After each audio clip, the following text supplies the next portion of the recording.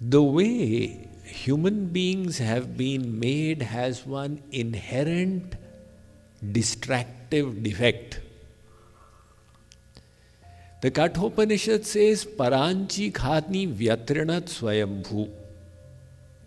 Brahma made our senses outwardly oriented. So they are always running on the outside, what to see, what to hear, what to taste, what to smell, what to feel. And these senses are such that you give them the whole world, their stomach will not be satiated. Somebody thinks, all my life I only saw the Raleigh-Durham Triangle. If only I can see New York, then I will be happy. Come, see New York. Is your desire satisfied? No, I have to also see the West Coast, then I will be happy. Have you seen the West Coast now? Arey Baba, without seeing Europe, how can I be happy? Now you see Europe, I've heard tickets are being booked to go to Mars. There is infinite things to see. And these senses will never find their satiation. So because the senses are outwardly oriented, our consciousness is directed in that direction, and we are searching happiness there. We are thinking external things will satisfy my inner craving. And this running is going on. What is the result of it? Has anybody declared that by getting the world I became happy? You ask Elon Musk and Bezos, are you happy?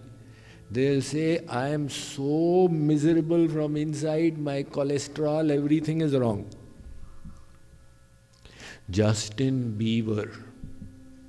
Externally, you would say he was the icon of the youth generation until a couple of years ago. In 2013, he was the second most followed person on Twitter.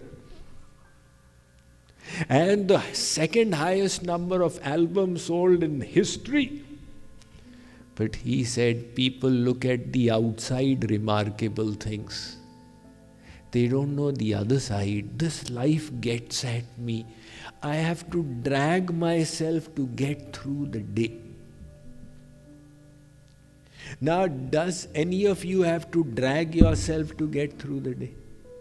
And here is somebody who's got so much of wealth, so much of fame, so much of opulence, but he is giving his testimonial he did not get happiness.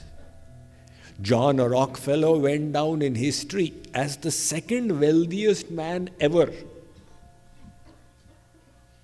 Probably you could compare him with the Pharaoh in Egypt. Second wealthiest man ever. And he said, I had millions, but they didn't bring me 6 days of happiness. Now you say, people who are born in royalty, they have blue blood. So listen to Prince Harry. He says, I literally spent all my life saying, I'm all right, I'm all right. But I can frankly say that losing my mother at the age of 12 and clamping up my emotions for the next 20 years did nothing to my happiness. And so often I was veering on the edge of depression. So the point to note is that the glitter and glamour is illusory. You keep on hearing of Bollywood actors and actresses who committed suicide. What made them? And others who went into depression. So the happiness we want, we are mistaking where it is. We are like the Kasturi deer.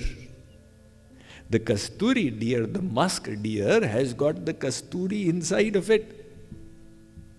But the Kasturi is so aromatic that the whole forest develops the aroma. and the deer runs helter-skelter. Where is the aroma coming from? Without realizing it's coming from inside it. Likewise, the happiness we want is inside of us. Well, how will you reach it? When you turn your consciousness inwards, you embark on the inner journey of self-growth, of self-purification. How much time did you allot to it in your whole year to go inwards? How much time did you allot to the outside running?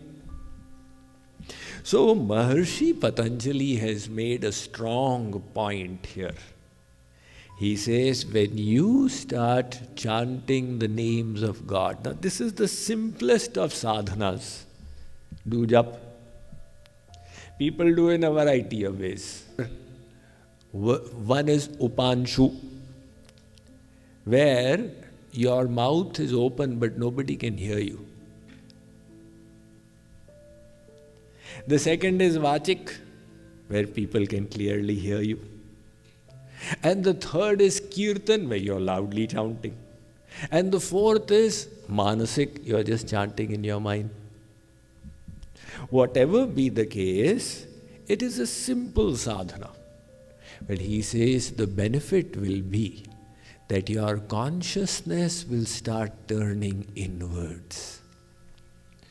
Plus, this mind and body which are out of sync. You know, in modern times, your mind is running fast ahead and the body is finding it difficult to catch up. So they will align themselves. And when you sit for sadhana, now psychologists have realized that the parasympathetic nervous system kicks in. What is that parasympathetic? See, when you get stressed, then the flight or fight response kicks in. Like it kicks in for the deer when it sees the leopard, it has two choices, either fight or take flight. So the whole physiology kicks in. The heart starts pounding, the blood is directed to the muscles, the blood pressure increases, the body breaks into a sweat to relax the temperature. That is the fight or flight. This is results in the cholesterol rise, etc., etc. But when you turn your consciousness inward, now the mind decides there is no danger. I can relax. And the organs start relaxing. So the rest and digest system starts kicking in. So all these kinds of benefits, and he is also saying that impediments to realization are removed. So what is the biggest impediment to realization? Your own mind. Your own mind is your enemy. It is telling you now it's time to do mood off. It is time to feel hurt. It is time to fear. It is time to be anxious. So the mind is responsible for all the miseries. And when you sit for sadhana, you are subduing the mind. You're saying, Maniram, I will not listen to you. You listen to me. You say, can I think of IPL? Khabardar. You stay on the name of God. So that mind which was trying to be your master becomes your servant. Slowly, slowly, 10%, 20%. And the mind is such, if it is your master, it is the worst master. But if it becomes your servant, it is your best servant. You say, mind, I want to be inspired. Okay, sir, I'll give you inspiring thoughts. That is why Sri Krishna said, Arjun, Uddhared atmanatmanam atmanam avasadhayet atmaiva yatmano bandhur atmaiva ripuratmana. Uplift yourself by the power of your mind. Don't degrade yourself. So, to use the mind to our advantage, we need to subdue it. And the simple way he says, keep taking the name of God. Will it cost any money? Of course not. Is there any restriction? Oh, I need to clean myself and then take the name. No. The name will clean the unclean. So in taking the name of God, there are no rules and so many benefits.